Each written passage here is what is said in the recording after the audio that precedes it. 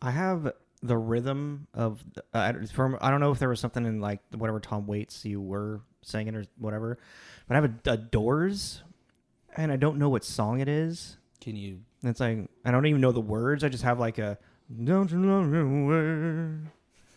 No.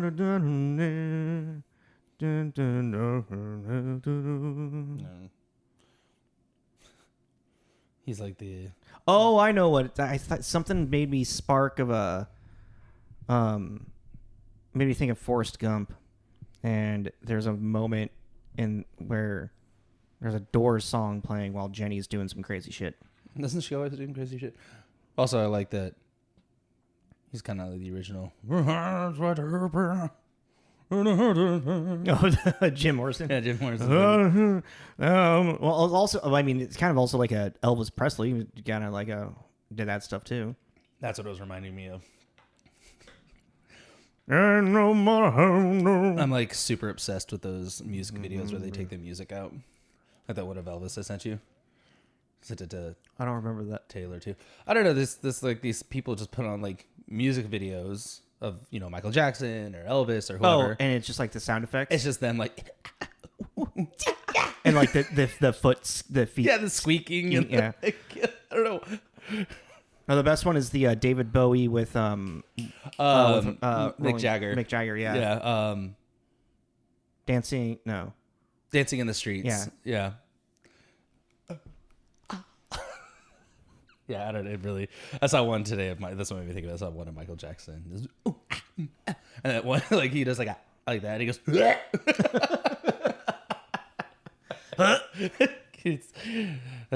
It's one of those they come on and I watch them like 3 times in a row. And I'm like, okay, I'm done now. And then I send it to people. And then you sound like, and if anybody's like listening to around you, you sound like a crazy person. You're just like, what are you on repeat with right there? Just get off. Well, because you probably from like behind a closed door can't really hear it either. You might just hear a little. Me. And then watching it again. And then another time, like, God! What are you watching? What's that weird breathy breathing?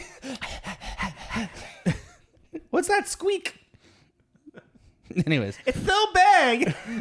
This is Tommy. This is Jacob. This is Tommy and Jacob's mixtape.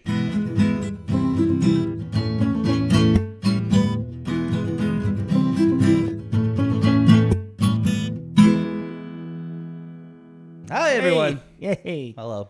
How's it going? Hope you're all doing well with happy thoughts. Happy thoughts.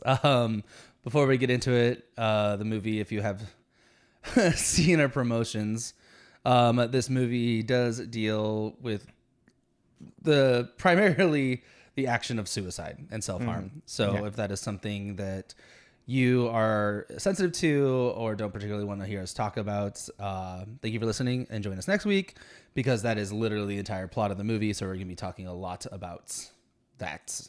Unaliving yourself. Yeah, roll your fucking eyes.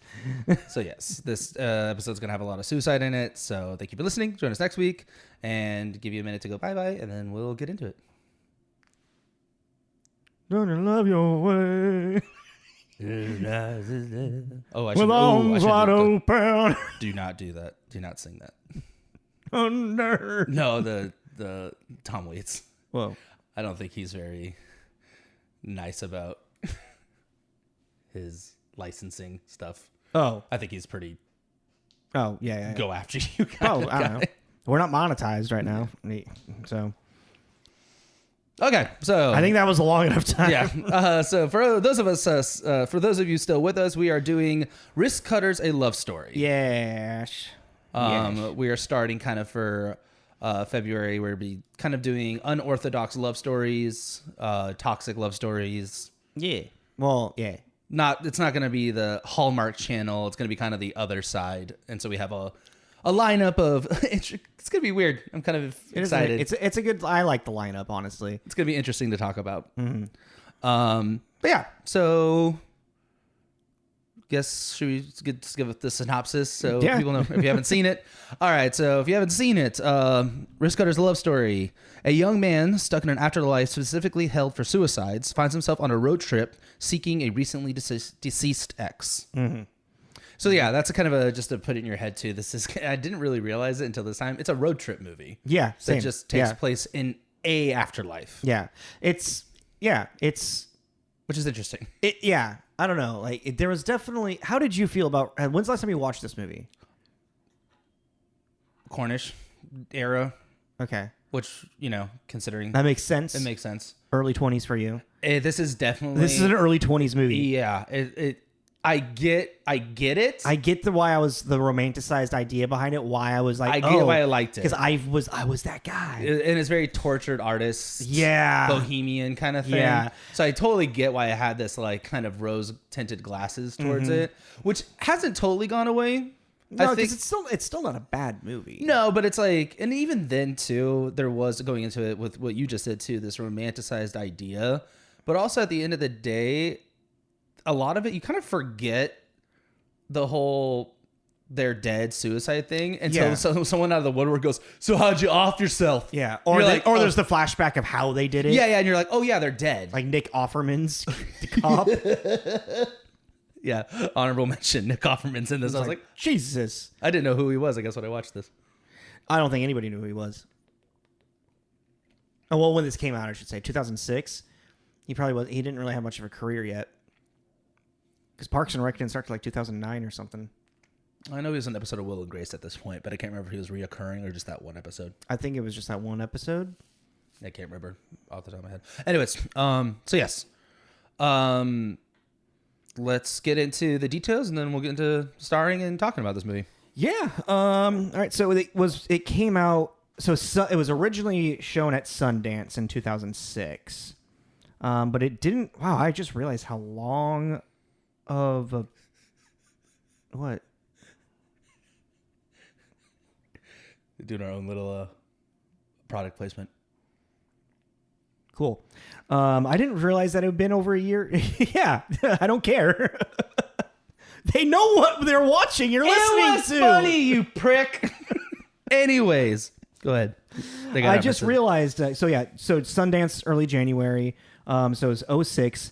It didn't actually get its theatrical release for a minute, for over a year and a half. Yeah. I just realized that October 19th, 07 is when it had its its actual release. And there's no box office for this. No, this is a very indie cult film. It is. It's about a bunch of young people that committed suicide in 2006. Yeah. It's literally, if someone's like, "What's a good example of an indie movie?" It's like this. This is very. Yeah. I mean, because I had even to where is it? Just budget of $1 million and it grossed 400,000. Yeah. Which.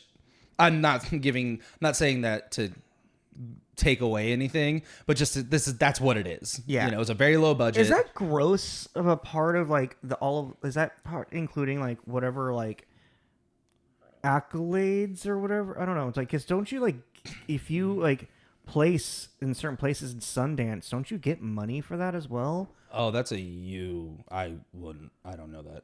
I'll look into that because I actually I forgot. I was just thinking about that because I know I think this had it wasn't it was Sundance official pick, but it had talk about it through Sundance and whatnot. Well, let me just see. Yeah. Okay. So to get more, just if people are curious about those numbers too, there is a website called The Numbers where you can put in a movie and it actually breaks down. Is it created by Jim Carrey? And the number 23? Okay, I wasn't kind of a stretch. Not at all. But yeah, it will, depending if they have the information, but it'll even give you the breakdown of what it did in theaters versus video sales and DVD sales and stuff like that. When I looked at it earlier, it really just has the box office. So domestically it made 446 and internationally it made 27,000. Okay. So that's how we got roughly to the number. 23. And then there's no information about the video sales. Anyways. And the number 23. Okay. All right. For 2007 though, what was your count? 61. Mine is 35. And what's really crazy, though, is so many of these movies, I'm sitting there, I was like, it's a lot. I'm like, I know what this movie is, but I know I've never seen it. Like, if I was to count like that, I would probably be upwards towards that. Yeah, I had to go. I had to like what was the one? Next. Oh, that movie is so bonkers and ridiculous. I know what it is. I know I've probably seen it on cable, but I didn't count it because I was like, I've never sat down and went, know what I want to watch? The fucking climax of that movie. Sorry, I have to go on this tangent. Nicolas Cage with a bad hairdo. Is fucking... It literally... Because the whole thing is that he can see 5 seconds into the future. Yeah, I know. And you get to this point where he's literally looped seeing 5 seconds into the future so many times that he can reverse it back to wherever he wants. He's just a time traveler. And it's so... You literally get like 15 minutes of the movie and then it rewinds and all of a sudden that never happened.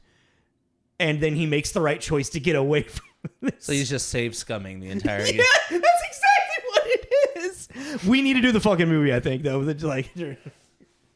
I don't know where or when. I want us to do bad movies too, Tommy. No. But that's what we should do. We should each, for a month, we should each pick 2 movies that the other one is just like, and then alternate them. So I'll pick one, you pick, you know what I mean? I like that, actually. So next can be one of yours, and I'll try and think of something that you're like, I don't want to do that. I'm like, well, too bad, bitch. All right. Let's get back on to Wristcutters. Yeah. All right, yeah. So writer and director... Well, I guess really quick, this is based off of short story novella written by Etgar. Is it Keret or Keret? My R's and my V's look very similar. R. It's an R. Okay. Keret. Correct. He's an Israeli writer. This is so. I was just looking at like there's a collection of short stories in this like novella or something, like. Because you were saying it's like on the Wikipedia of this, it says that it's based off a short story. But then when I read his literary career, where are we at here? In 1980 or 1998, Keret published Neller's Happy Campers, a collection of short stories. The title story, the longest of the collection, follows a young man who commits suicide and goes on a quest in love in the afterlife. So it's like a novella with a bunch of short stories, which that doesn't make sense to me. I don't know. Why is it called a novella? I was giving you a second to process. I don't know. Just people. It's not really, neither here nor there. Okay. Yeah. Yeah. Etgar Keret, and then also reading as well that the writer-director of this movie, Goran Dukić, I want to say. He's Croatian, and his C has like a accent on top of it. I couldn't find I couldn't find Croatian pronunciation stuff. But he approached Etgar Keret to do a live action of it, and Etgar was originally declined his offer because there was a bunch of other people that were wanting to do it. And Etgar's stipulation was like, I want to see a completed screenplay before I agree to anything. Yes. So Goran then wrote an actual screenplay and to show to Etgar, and he agreed. He's like, okay, yeah. You were holding true to what I wrote. Yeah, exactly. Yeah. And then there was just like some minor stuff that Goran added to it to kind of like supplement like his own like vision into it as well. Mm-hmm. You know, like the whole thing of them not being able to smile in their afterlife mm-hmm. is a Goran a plug. That was interesting. And then no stars in the sky. Yeah. Huh. But yes. But I couldn't really like. That's kind of all I found for them too. Yeah, because Goran, he's just done a lot more like short story stuff and like Croatian. It looks like film. His next biggest thing on Wikipedia was where'd he go? It's translated. It's called Rest in Peace, which is a 10-episode like murder mystery show that he did. and murder mystery film involving identity crisis, which is based on like one of his first screenplays. And it's just like, this is kind of like a one off, like a big pop for him for his career. Because then like the next thing I saw, that he directed this like movie called Obsession that looks really bad.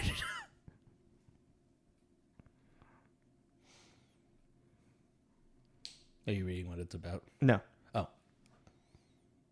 I'm just staring at my screen. Okay. So yeah, that's our director, screenplay writer, and writer of novella short story. Yeah. It's interesting is like this movie kind of has a weird underdog. Like it's a cult. It's definitely like a cult classic type thing. Mm-hmm. Like if you know what it is, you're a very specific type of person as well. I think the term they used earlier, tortured artist, is the perfect fucking a title to put around this. I really do. And it's like, obviously I'm saying that as someone in my demographic with, sex, age, all that. But it's like, this really is like this, the when this came out, it's very, it really, how do I word this? What we were saying earlier, I like really get it. This was really in this bubble of that era of 2000s for me, and especially like middle school, high school, late 2000s to early aughts. Yeah, because there was just this like thing of like this idea of bleakness and existentialism that was very much romanticized. And there was this air of like, I get this movie because I feel this way. I feel, but also there was like an entire culture behind it. Yes. Even in the sense of the music that was super popular then, and the clothing, and there was, you're talking about the scene emo kid era too, And this is kind of like the like scene emo, like there was the scene emo kids that had there was a couple of them that were like into this like weird bleakness, but then like there was the scene emo kids that were like, it was more of like the trend and the party scene for them. We should get that picture of me in high school with the hair. We should put it like right here next to me to show like what we're talking about, or me with the crow makeup. Yeah. There you go. Yeah, be like that. That's what I'm talking about. But yes, no, like it really was, and it's just like that's so, and that's the thing that's like it's kind of weird to talk about, especially now with us being the age we are now, and we don't really know any younger people and what that culture and what that genre, I guess, kind of turned into, and if it's still really around, or you have a couple of coworkers you can ask, I think. Yeah. I mean, I don't really see scene kids walking around. Well, because scene kids aren't scene kids anymore. That's a different trend. That's what I'm saying. Like, what did it turn into? Because to me, this is like very like a bubble in time. I'm just thinking about my friends, and it's just everything about it. Well, I mean, like these scene kids, like even before then, it was like there was the goth kids, and it was the grunge kids, and it was the hair metal kids, and then it was I'm trying to go farther back that I can't really think, early 80s, late 70s. Yeah. Maybe the disco kids or whatever. Glam metal. I mean, glam metal is like the mid 80s. I'm just trying to think of all these like, I think disco would kind of be the thing. Like I'm also like thinking back to Freaks and Geeks. Oh, yeah. Because disco's dead, man, and then no, it's not. Jason Segel's getting into it. But yeah, it's a very disco is not dead. Disco is life. I know, Tony. I know. 10 points. If you guess. We need to get back on track with the movie. Yeah, no, that's what I'm trying to find it. Yeah. Trying to All right, well, let's get into starring. Okay. So our lead actor is Patrick Fugit. Doesn't really have a huge career, but like things that definitely stand out. Well, I was gonna say it's kind of interesting too with this. It's a lot of the cast I feel like you will recognize from It's like, I've seen you in something. Yeah. Because they've kind of been all over the place Mm-hmm. in parts and bit parts and stuff. Patrick plays Zia, who I put down almost famous, saved. Yep. A voice actor in Last of Us Part 2. Yeah. Owen. Oh, yeah, Owen. Thank you. I just downloaded the remastered, There you go. which I'm going to fuck around with. It's $10. I watched, it was recommended on Tubi. Oh, yeah, you can watch this for free on Tubi, this movie. Fuck. Wait, no, never mind. Sorry. I watched another movie with him for free on Tubi. Yeah, rent this movie on Amazon. Okay, I was like, God. My bad. No, he did this really bad romantic comedy with Jennifer Morrison called Alex and the List. And it was 2 hours of me wondering why I'm still watching this.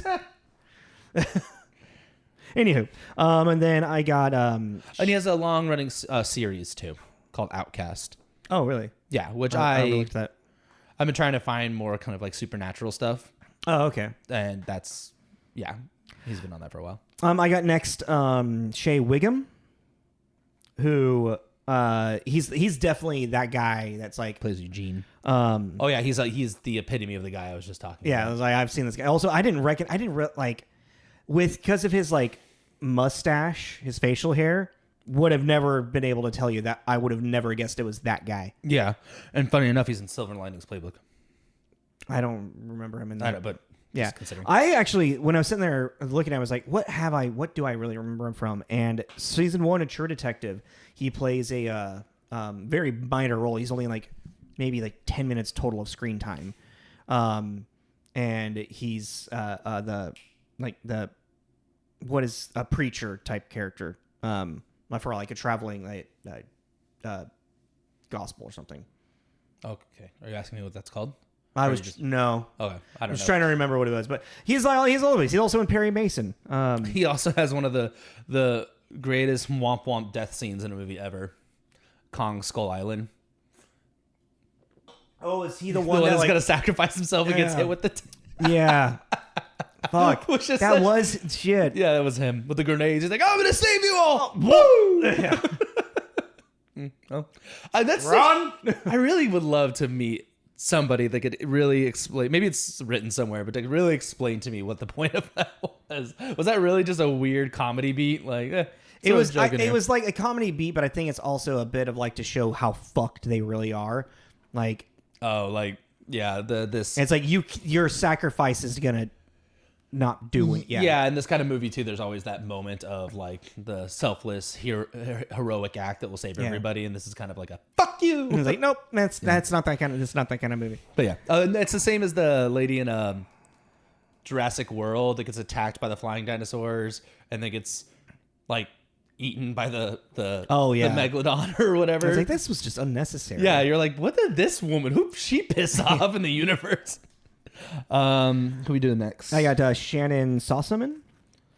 Oh, I love her. She's very pretty.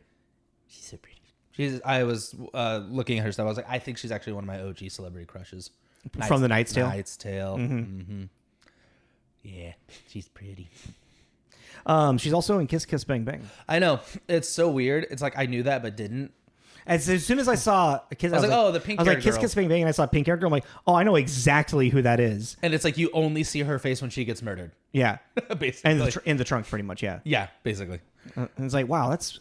Oh, she was in The Holiday, episode 64. Yeah. Can you believe that? That was a long time ago. Mm-hmm. Yes, it was. Keg Dragon. That felt that in my head. Oh, another 2 shows. I don't know what it was, but she's in a show called Sleepy Hollow. Oh, yeah. Ichabod Crane gets reincarnated in today's... It was bad. It was bad. And then something called Wayward Pines, which looks kind of cool. That's up your alley. It is. Yeah. It kind of feels like a Alan Wake kind of thing. Yeah, that's up your alley. And then I just got like shout outs for 3 people here. I mean... Leslie Bibb. Yes, of course. Who plays Desiree. She's Desiree's the ex-girlfriend Yes. of Zia. Oh, she's in a show called The Following, a Kevin Bacon thriller crime show, supernatural crime Oh, show. you never watched that? No. It Have falls you? apart after season 2. No, that sounded so cool. The first season is cool as shit. Second season, it gets kind of like and then it just falls apart. Bummer. I even put an asterisk by it. Yeah. No, I was like watching that as it was airing. Really? Yeah. Damn, that sucks. Another Jupiter's Legacy. She was in that. I never watched it. Yeah, I was thinking about it. It makes sense that got canceled. I'm bummed about it, but Yeah. And then actually a movie that I completely forgot about that I thought was cool, Midnight Meat Train. I thought we were just doing the call out here. We're doing a full thing with her now. Because she has some cool stuff. Anyways, fine. Move on. Jeez. I got Tom Waits. Tom Waits. Which is a very important character for this story. Yes. Yeah. He's Neller, thank you. I was looking at his list and I was like, I wonder if Tom Waits and I have similar personalities, only because, he seems very particular about his movies. Mm-hmm. And pretty much every movie he's in, I really, really like the style of it and everything. So I'm like, I wonder if we have something in common besides Tom. You're romanticizing Tom Waits right now. I love Tom Waits. And then I got Will Arnett. Yeah. The cult leader. Which No, I was just thinking, yeah, Will Arnett. Who's Will Arnett? Which also, that was an entire beat of this movie that I didn't. That didn't register. Same for you? Mm-mm. Okay. I didn't get it. And now I'm like, oh. I was like, that's really... This is kind of dark. This is a lot more dark. Yeah, it was a lot more dark than... Because you're like... Huh, yeah. I don't remember it being a cult. Yeah, I know. Yeah, no, that was very... that didn't click with me. Yeah. I don't know why it didn't until I was older. And then another shot, like we said, Nick Offerman. But... Oh, yeah. It's got a really... Also really dark. But yeah, no, that was interesting. I was like, oh yeah, or we'll get into that. Yeah, you want to get let's go into reviews. So give us our scores. And yeah, so on IMDb, it's got a moderately high 7.2. Makes sense. Its tomato meter on Rotten Tomatoes is 67, and then audience score 82. Which again, I really see that because this is definitely like the people that are gonna write a review of this are gonna be writing giving it some good praise, out of audience. I mean, and then critically, it's there is an originality to it. I feel, but it's kind of not masked. The originality of it masks what the unoriginality of it is. Does that make sense? Yeah, and I think also. And I don't know if this is a budget thing. It might have been a budget thing, but even then, it kind of goes into this wackiness every now and then to remind you we're in this other dimension or afterlife or whatever you want to call it. But I personally feel like they didn't lean into it enough. Yeah, you have these quirky, like the seat with the black hole underneath and the match floating, and there's the minor miracles. Let's get into reviews and then let's kind of talk about all this. Yeah. So on Metacritic, it is a 62 out of 100, which is generally favorable. General favorable. Right. General flavor. With positive 14, mixed 9, and 1 negative. So can't wait to hear that negative. So with our positive 80 out of 100, A.O. Scott at the New York Times has an offbeat, absurdist charm that turns a potentially creepy concept into an odd, touching adventure. But also, this says creepy conceit. Not concept? Yeah, it says a creepy conceit. I didn't know if that was... You're a creepy... you're conceiting. Yeah. Yeah. So... I messed that up. So it's a potentially creepy conceit into an odd, touching adventure. Oh, wait, put a note to see Roger Ebert. There he is. Roger Ebert, who gave it because this is kind of going into the mixed. Next. Roger Ebert gave it a 63 out of 100. The movie isn't laugh out loud funny. Under the circumstances, but it is a bittersweet and wistfully amusing. The actors we witness the birth of a new genre, the post-slasher movie.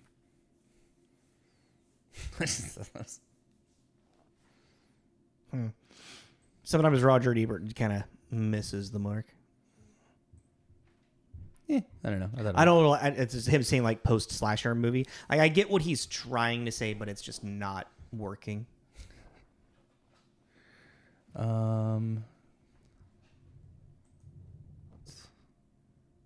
She is active today.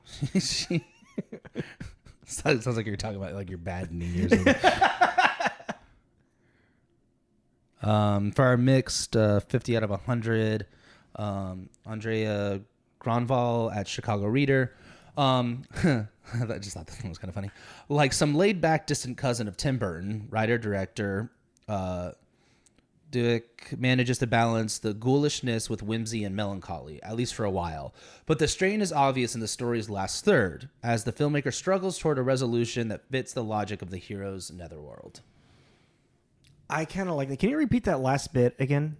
But the strain is obvious in the story's last third, as the filmmaker struggles towards a resolution that fits the logic of the hero's netherworld. Yeah, I really, that resonates with me. I just think that the last third, it works. It just doesn't feel very fine-tuned. Yeah. Like you could have tightened the bolts on it a little bit. It feels very, it feels like, what's the word? Just blasé as it unfolds until the final scene. You know? Yeah, and actually the going kind of like touching base on that too, then... Because that last third is really wacky compared to everything else. Yeah. So maybe that's why like they kind of like put all of the wackiness into that last bit, and it just feels so out of character because the movie had its wacky moments, but it wasn't like that. Well, I mean, it's once you get to what's his fucking name again? Neller, yeah. I keep wanting to say Kepper, and I don't know why. Because there's a K in front of it. I feel like the K is fucking you up. It is. Neller. Once you get to like Neller's camp, which is supposed to be kind of like this weird thing because of like Neller himself is like this larger than life type of character. Mm-hmm. And so then of course the things that are around him are going to be larger than life. So then this moment in the movie is going to be kind of the larger than life. Like it's a very much quiet movie because it's a very quiet, absurd place that they're in until you know, and also the whole journey of like trying to find the people who are in charge. The PIC. PIC. Do you have any more reviews? Oh yeah, let's just do our negative and then we'll get into it. So the one negative, 38 out of 100, Jack Matthews at the New York Daily News. It's described as a black comedy, but you can forget the comedy part. There wasn't so much as a snicker at the screening I attended, though I may have heard a snore or two. No, well, the guy just didn't like it then. Okay. Unlike this 50 out of 100, Stephen Hunter at Washington Post. Seems to me teenage suicide isn't that funny, and nothing in this movie has changed my mind. That's fair. That is kind of a thing, like, as I was watching it, is there is a bit of, like, a romanticized idea of suicide in this. I knew we were going to get into this. And I'm here for it. I think it's mainly because of the fact that it's showing this idea of, like, if, you know, this people that can, you know, they can take their lives and then they can go into a second afterlife and then find love. That's the idea of a romanticization of it, but I don't think that's what it's actually doing. Your Honor. You can argue that there is a romanticized idea of suicide in this. Yes, I think you could argue it, but I can also argue that, to me, then you're kind of missing the point. Because of the fact, okay, so to me, like romanticizing suicide, Romeo and Juliet. Mm-hmm. Because the thing is, we do see our character kill himself, right, in the very beginning of this movie, but off-screenish, but yeah, but you see him fall and you see him die. But the thing is that it's not a 13 Reasons Why moment. Also wondering when that was going to come up. No, but like the thing about, to me, the reason it's not romanticized is because you're not seeing the romance grow, wither, die, and then suicide. You are at the tail end of him feeling lost, feeling lonely, feeling depressed. You're looking at the phrase romancing suicide's wrong.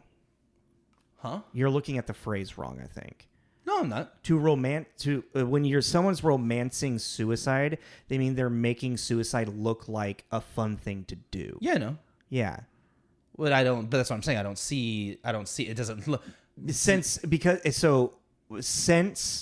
these people that took their lives now find love. It's romanticizing this idea that, oh, if I want to find love, I should take my life. I disagree. That's what it means to romanticize suicide. I understand that, but I don't think that's not the. That is inherently the story in this, though. That is what the story is. He takes his life and he finds love. He takes his life, suffers, finds out that his ex, it might be somewhere in this afterlife, goes, looks for her, and then makes a friend, and then they fall in love. Yeah, no, he finds love in his journey. Yeah. From him taking his life. Yeah. So therefore, if this young person's watching this, they see a story of like, oh, if I take my life, I might find a different new life of love in the afterlife. Well, not everyone that watches is going to have that idea. No, exactly. But that's the idea of romanticizing it. Romanticizing the suicide. That's what the term is. No, I know, but I don't get that. Like, that's not the journey that I saw. The falling in love to me was a happy coincidence. It was more about him coming to terms with like wanting to. Because even before he's like falling in love, when he creates this relationship with her, this friendship, just a relationship, not romantic or platonic or whatever, just making connection with another human. He was just even talking about, remembering the thing he missed was just like being happy. Yeah. And that's his journey. Granted, he ends up falling in love with this woman. Yeah. But his journey is coming to terms with the fact, because that's even the whole thing too about this world, which I just think is honestly in a very, I say hilarious, but not like in an laugh out loud way, but just the whole like idea that, like, okay, what dreams may come. Mm-hmm. Wife kills herself and then she ends up in hell, and that's the big no in the Bible is you can't kill yourself. You'll fire and brimstone forever. Catholic, yeah. Yeah, but in this idea, it's just here, just kind of worse. Yeah. But not demons coming at you with pitchforks. It's just mundane. Oh, and that's the quirkiness. Yeah, so it's like, I don't know. I thought that was really funny. And that's why I'm like, to me, that romanticized idea, it's like, it didn't strike that chord with me. The whole romance thing became a happy coincidence of the journey. Yeah. It didn't feel like it. But again, like there's just a romance in it, but like the term like of romanticizing suicide isn't about just there being romance. I understand that. Yeah. Just thinking that the focusing on the love thing, I think. Well, even still, like he has this journey of learning how to let go, and it's about like to get the minor miracle is like it happens at a moment where nothing is supposed to matter. There's still romanticizing this idea that you're going to discover more of yourself after you take your life. Because the key moment is that he takes his life and now he's in this new afterworld where he is now forced to discover stuff about himself. That's romanticizing the idea of suicide, is that when you kill yourself, you can get more. You can become something more.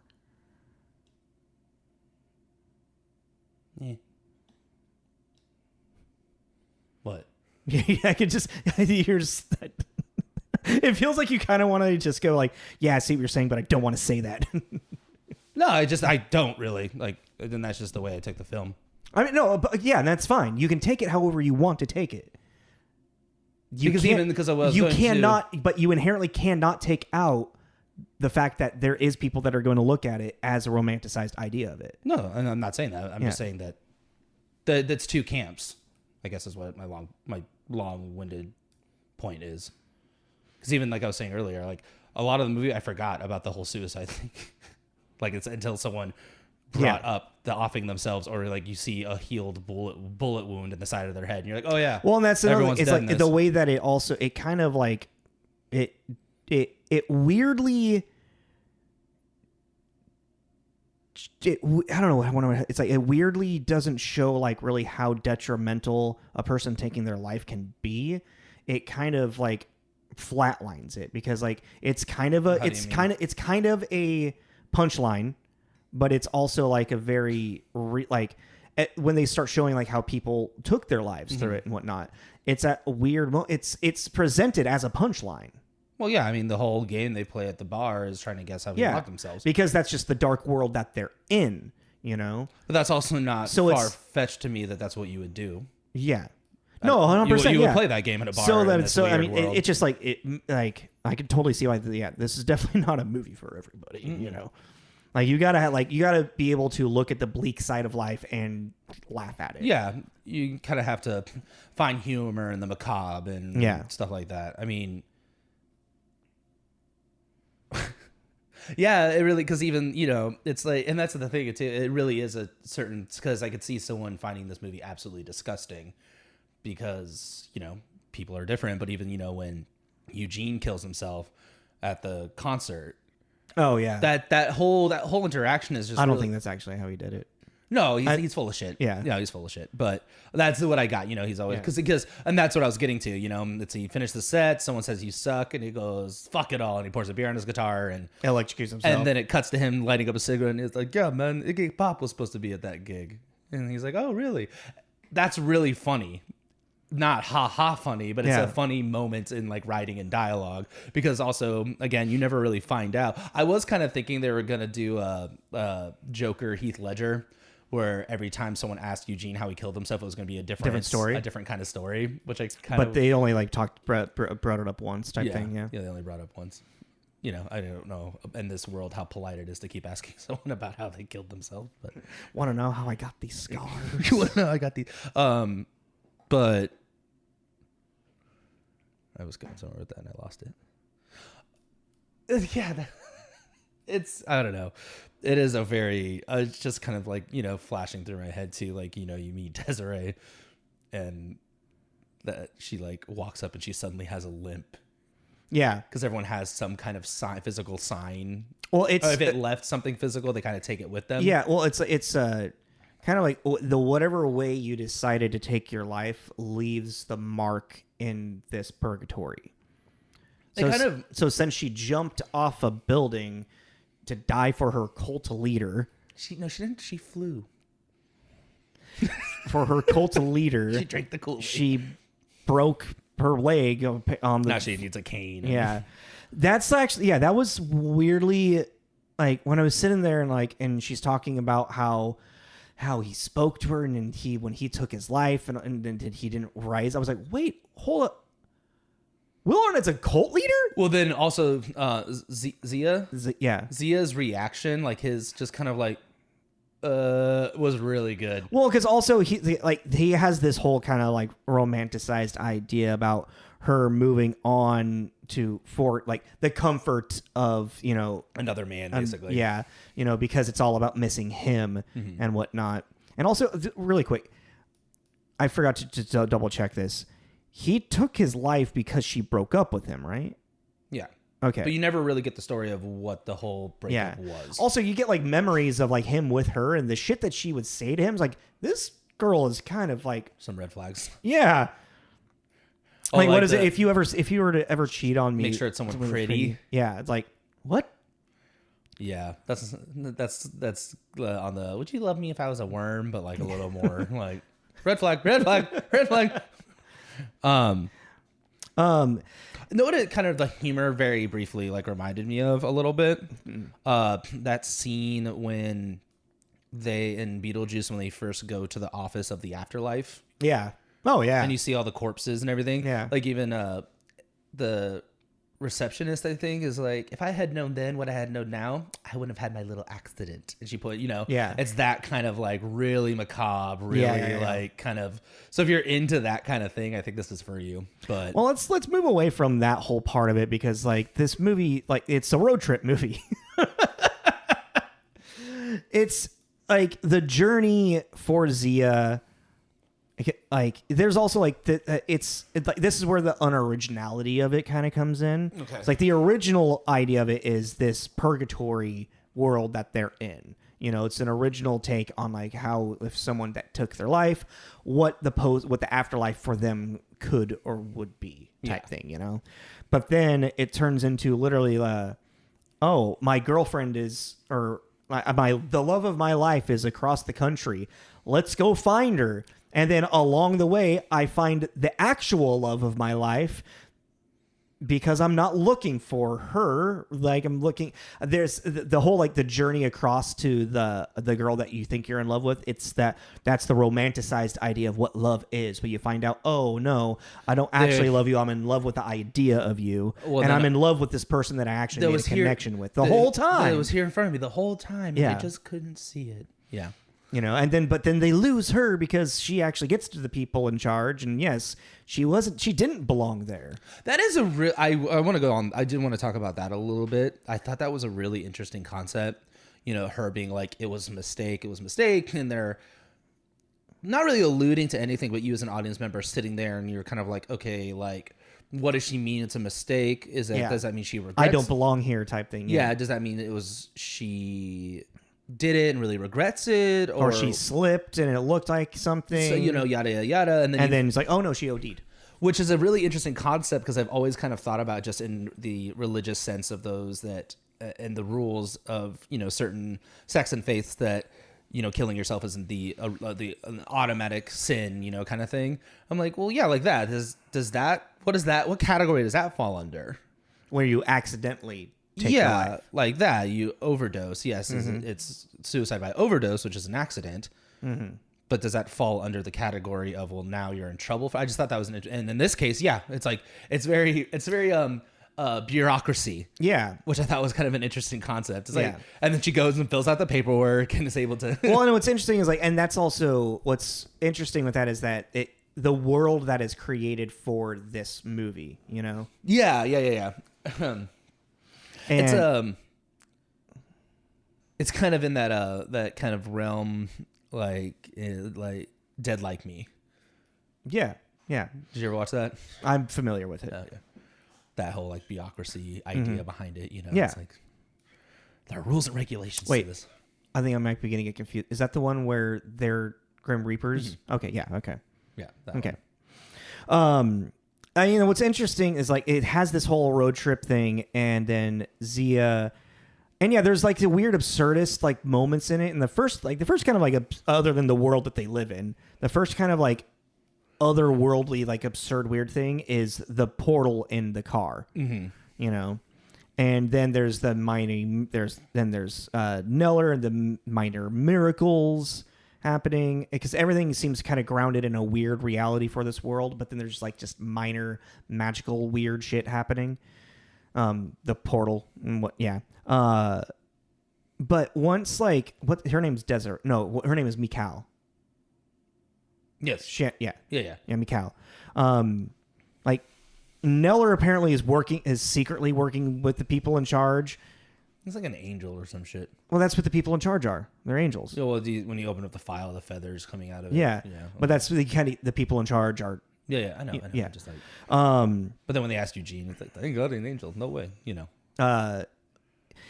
The way that it gets to like Zia falling into the hole and then Neller like giving him a second chance, it is kind of this sweet ending where you get Mikal and Zia apparently have been. They're alive. They experienced whatever weird purgatory together, but they are both being revived at the very similar, like close moments of when they did pass. But since they were just in the same room together, or maybe that's divine intervention happening through Neller. Now that I think about it. Well, and then also it's like this kind of like Alice in Wonderland, Peter Pan thing. Yeah. Where they Alice in Wonderland's a great fucking... Yeah, they went down the rabbit hole together, but time is different. So for them, it's only been a few days, maybe. Yeah, but for real life, it's a few hours, maybe. Yeah, it's like or a day or so. Yeah, and this has been at least months. Yeah, in this purgatory world, so everything moves slower here. Which would make sense too. It would make sense for the purgatory to move slower. Because I really think what this movie is about is about finding a second chance. You know, realizing that,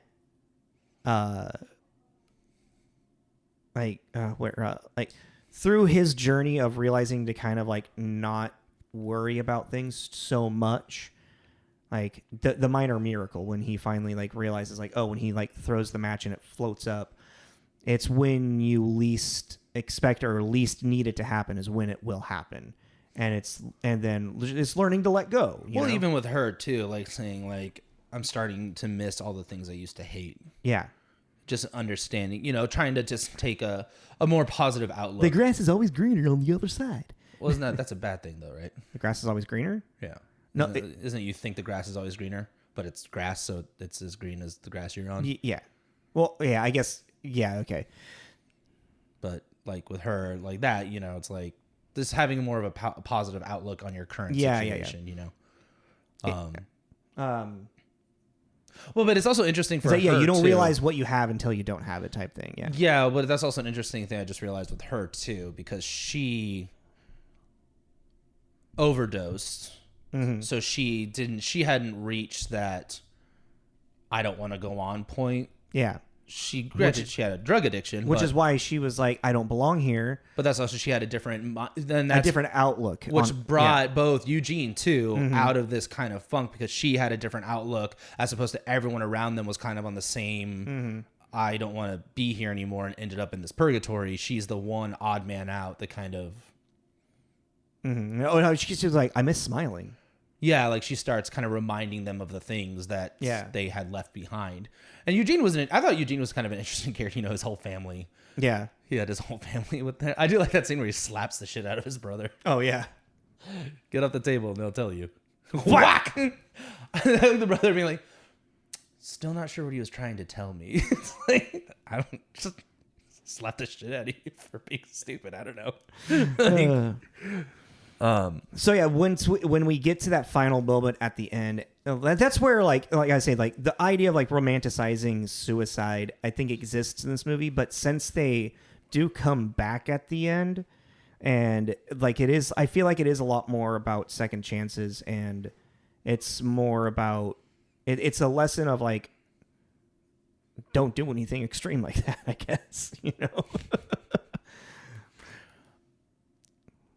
Like, because the smile, how they smile at each other at the end is like, that's the exclamation point, the period, the happy moment, the happy ending, they ride off to the sunset together moment, Well, yeah, the only thing I would have changed about that is that conversation with Neller, Tom Waits, about like, why don't you tell her you love her conversation. Yeah. I would have honestly just gotten rid of that and then had made it that he was very concerned about finding her, looking for her, yada, yada, yada, and then ended on that note where it's this very loving kind of thing, because it kind of opens it up to, it could be romantic, it could be platonic. You didn't have to have to go into the theme of the second chances thing. To get rid of the romantic aspect a little. Not get rid of it, but don't be so heavy-handed with it. Yeah. Maybe make it a little more subtle. That's my only thing with that. I mean, because the whole thing, you just take away that little minute or that bit of him just saying that, because even as Zia like is waiting for her to come back, well, Mikhail, like Neller will bring Mikhail back or whatever, and he's like waiting at the not at the abandoned camp, but like from the cult shit, and then it's Eugene that shows up and is like, no, like she's gone, like they found out that she doesn't belong here. The people in charge put her in the right place to. Fill out her passport. Yeah, fill out her passport, yeah. Like, so, which breaks Zia, but then, he learns to let go and move forward. And then once he can do that, then the Eller can revive him, and then he wakes up next to Mika. Yeah, it's that, like, not to get into that, but it's that whole, what is it? Give me the power to accept the things I cannot, like accept what you can change and what you can't change, and have the power to know the difference. I can't remember exactly what. I know what you're trying to say. But and that's kind of what the moment he needs to get to is just acceptance of it is what it is. Which is also very fitting for him to accept that and then fall into a black hole. Yeah, was that by accident? Was he really just looking for the tape, or was he like, fuck it, I want to go in the black hole? I think it was accident. Because the theme of it is he keeps accidentally dropping stuff in there to the point where he accidentally drops himself into it. Well, even I that's the thing about like it's a very quiet humor, but even that, like when he drops the sunglasses and he's like, "Don't touch my stuff, no, don't touch my stuff no more." It's like, you handed it to me. Yeah. It's like, okay, yeah, you can't touch my stuff. And they had a fun little friendship. Yeah. Yeah. And that's the thing about the humor to it too. It's one of those, it's going to strike a chord with you or not, or even well, a big thing you got to really think about as well is that this is originally an Israeli story. The style and the humor of it in general is not Western. Well, it's Israeli, then directed by a Croatian. Yeah.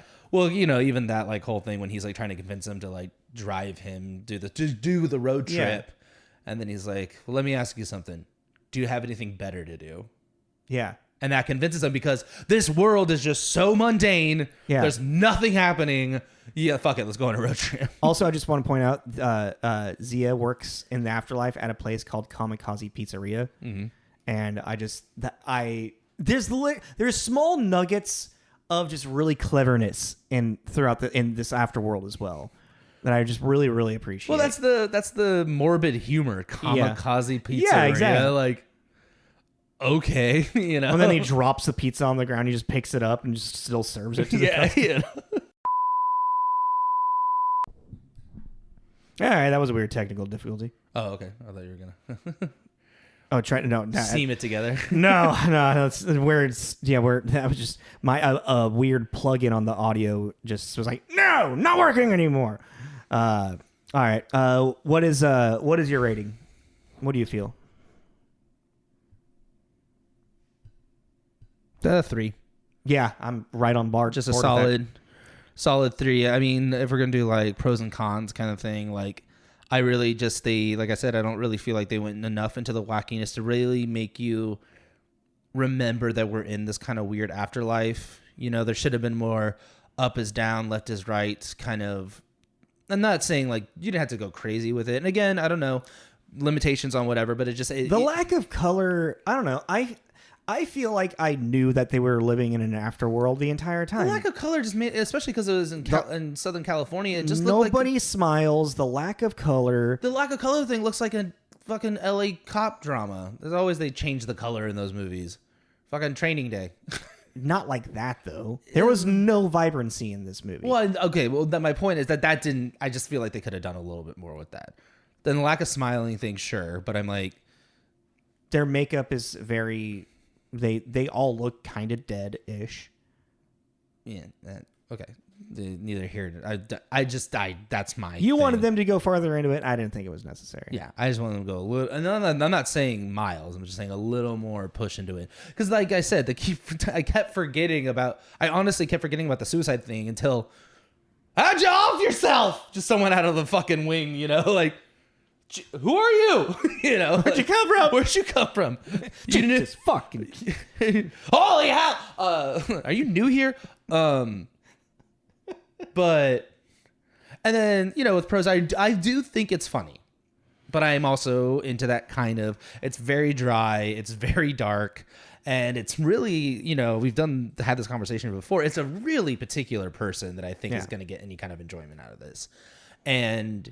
Maybe a young 20-year-old kid that feels like a tortured artist that's, wanting to be an actor or something. Yeah, 20-year-old with chronic depression. Emotional trauma.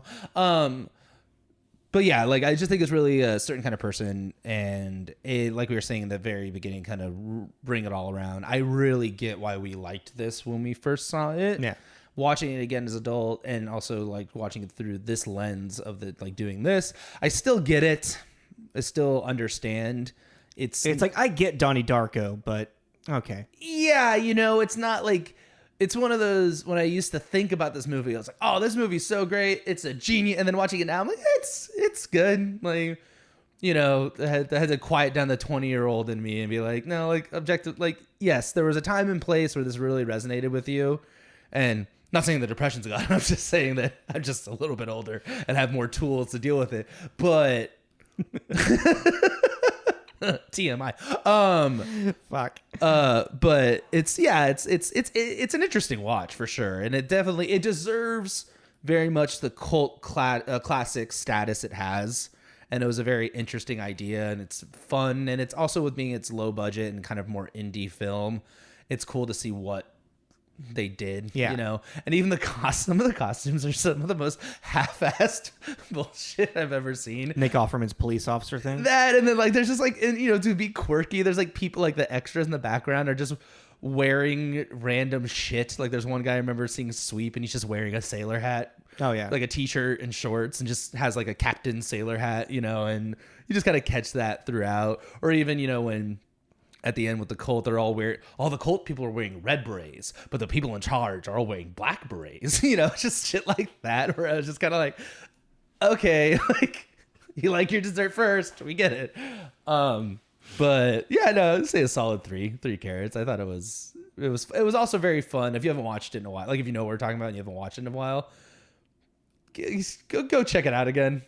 Go down memory lane and just kind of see stuff that you missed, like that whole cult thing that we just told. Oh, also, what happened to Will Arnett? What do we think? Where'd he go? Who'd he see? Do you go somewhere else after that? Or is that just the end? I think the people in charge take you away because I think it might be a weird, like, wrong thing to kill yourself again. Like seeing yourself in the past kind of thing? They're going to create a... No, he's probably just sent to a, like, weird purgatory prison. Like but isn't that what purgatory is? But like, you know, because like, you can't. Okay, so I think we're running long on this. God damn it. Okay, fine. We'll talk about it off camera. I think it's no, because you brought up the fucking question.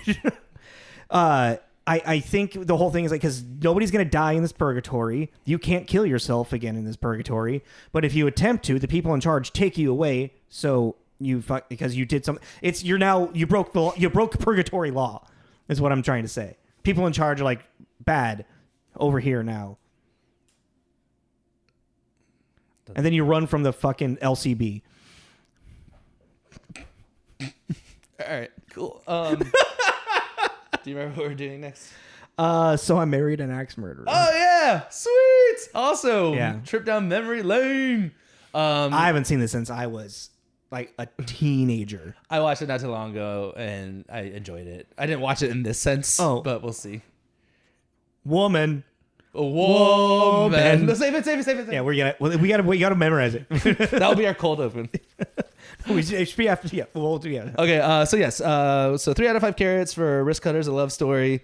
Join us next week for So I Married an Axe Murderer. Follow us on Instagram and Facebook. We also all those have our link tree on it, where you can find all of our platforms all the platforms that we stream put our episodes on. Spotify, Apple Podcasts, YouTube, so on and so forth. Click on that. Click on the one you like to use, and like, review, all that kind of stuff. Help us out. Get our algorithm out there. We are a self-produced podcast. Thank you for listening. This is Tommy. This is Jacob. This is Tommy and Jacob's mixtape. You need to take some breaths.